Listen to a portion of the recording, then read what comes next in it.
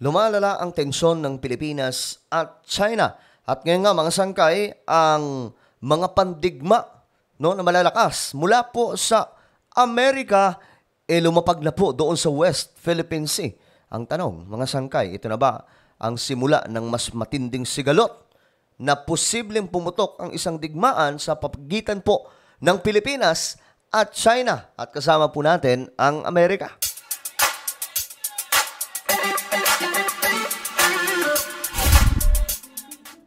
Hello, what's up mga sangkay? Magandang oras po sa inyong lahat. Lalong-lalo na po yung mga solid sangkay na nanonood po ngayon. Good day. Anyway, bago tayo magpatuloy, pagka-subscribe po muna yung ating YouTube channel. Sa baba ng video na to, makikita nyo po mga sangkay ang subscribe button. Pindutin nyo lang po yan, tapos i-click nyo yung bell at i-click nyo po yung all.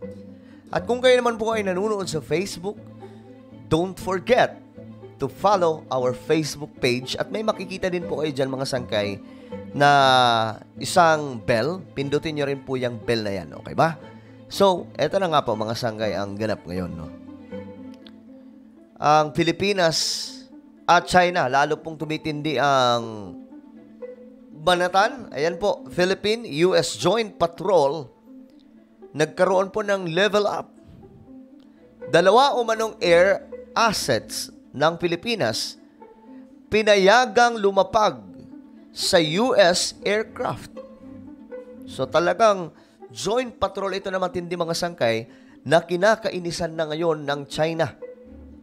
Kaya nga, kung noon ang atensyon naroon po sa China laban sa Taiwan, ngayon mga sangkay, narito na naman po sa Pilipinas. Level up ang joint patrol ng Pilipinas at Amerika sa West Philippine Sea. Pero ang China hindi nagpadaig at nagsagawa ng sarili nitong maritime patrol na sa frontline ng balitang yan, si Rainiel Pawit. Sa isang pambihirang pagkakataon, lumapag ang dalawang helicopter ng Pilipinas sa isang US Navy aircraft carrier na USS Carl Vinson. Ang multi-purpose naval helicopter na Augusta Westwind ng Philippine Navy ang isa sa nakalapag dito. Grabe guys, nagpaparamdam na talaga yung digmaan kung titingnan nyo po mga sangkay, no? Yung mga ganitong klaseng mga pandigma noon napapanood lamang po natin sa mga movie nung World War II.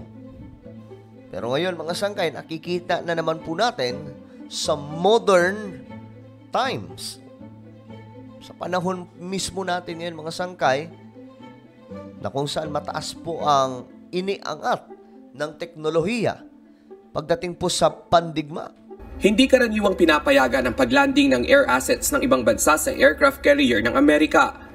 Pero pinahintulutan ito ngayon bilang bahagi ng joint exercises ng Armed Forces of the Philippines at US Indo-Pacific Command.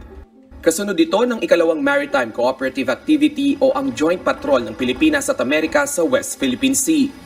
Sa deck ng barko, pinakita ng US troops sa ating AFP ang launching at recovery ng fighter jets. Ito yung pagpapa-take off o pagpapalanding ng aircraft sa USS Carl Vinson. Kaya ng barko ang sabay-sabay na pag-alis at pagdating ng hanggang 16 na jets. Bukod sa paglapag ng ating air asset sa USS Carl Vinson, may ilan pang barko ang US Navy na kasama sa patrolya. Grabe, no? Ganun katindi itong ano na to? Joint patrol. Kaya pala sinasabing nag-level up. Yung una mga sangkay kasi, nung, hindi ko alam, first day ba yon? Basta, yung unan lang joint patrol dyan sa West Philippine Sea. Ang nangyari mga sangkay, umaaligid-aligid po itong mga barkong pandigma ng China. Hindi po yung Chinese Coast Guard, kundi mga landingan po ito ng aircraft ng mga barko, mga warship ng China. Na pagpapakita lamang po itong mga sangkay na mayroon pong galit itong China sa ginagawa ng Pilipinas at Amerika. Kung tawagin sila ay Carrier Strike Group 1 na kasabayang naglayag ng vessels ng Philippine Navy. Ayun. Ang aktibidad na ito layong isulong ang freedom of navigation at patuloy na maigiit ang karapatan ng Pilipinas sa West Philippine Sea. Sa mga barko naman ng Pilipinas na kasama sa Joint Patrol, nagsanay rin ang pagpapalipad ng mga helicopter gaya ng ginawa sa sinasakyan ng News 5 na BRP Ramon Alcazar. Angkop ito sa mga sitwasyong mangangailangan mag-transport ng personnel, medical emergencies at paghahatid ng supplies. Sa pagpapatuloy ng joint patrol ng Pilipinas at Amerika sa West Philippine Sea, nagsagawa rin ng sariling maritime patrols ang China sa South China Sea na tinatapatan ng unang araw ng Philippine at US Joint Patrol kahapon.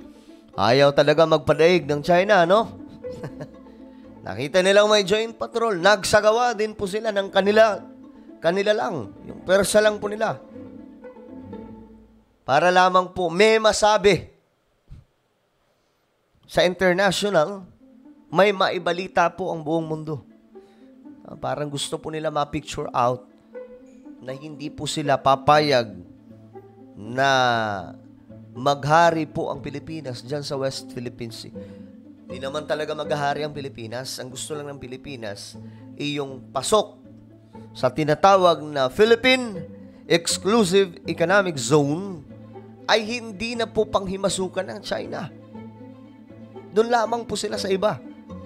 Kaya nga lang mga sangkay, ganun po katindi ang tama nitong China na kahit po yung napakalapit na po sa Pilipinas, pasok na pasok po sa Exclusive Economic Zone, kanila din daw.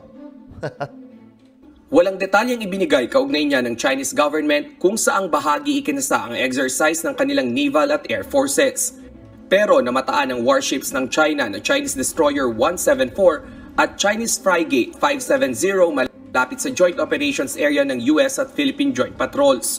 Ni-radio challenge siya ng Pilipinas pero dinedma lang ito ng China. Yan yung first level ng joint patrol ng US at Philippines na kung saan ang mga warship ng China, mga sangkay, ay umaaligid-aligid.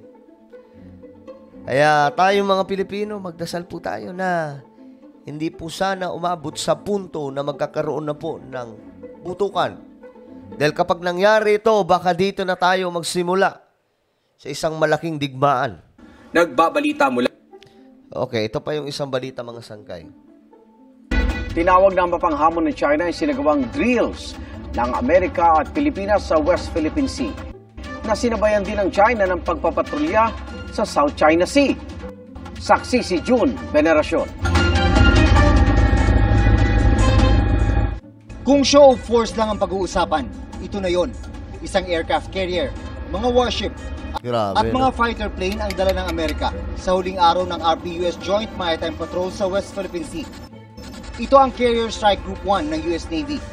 Nakaangkla ang puwersa sa aircraft carrier na USS Carl Vinson. Nagsagawa ng patrol exercise ang Carrier Strike Group 1 sa activity area sa West Philippine Sea. Ibinakita rin ang mabilisang paglipad at paglanding ng 16 na aircraft. Ngayon lang nag-deploy ng aircraft carrier ng Amerika sa Joint Maritime Patrol sa West Philippine Sea at sa pambihirang pagkakataon, pinayagang makalapag sa isang US aircraft carrier ang mga air assets ng Armed Forces of the Philippines.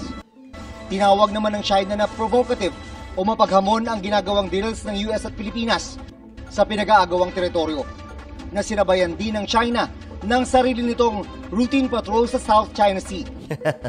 Lahat daw ng kanilang tropa ay nananatiling nakaalerto sa pagbabantay sa national security at maritime rights. Kahapon, namataan pa ang mga warship ng China di kalayuan sa mga barko ng Philippine Navy.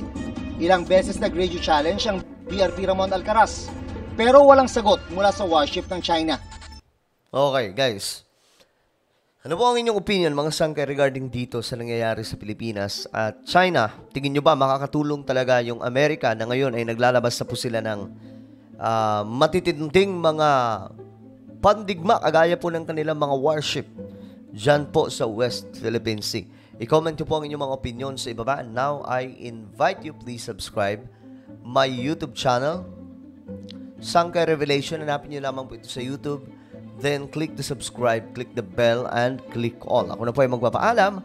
Hanggang sa muli, this is me, Sangkay Janjan. Palagi nyo pong tatandaan that Jesus loves you. God bless everyone.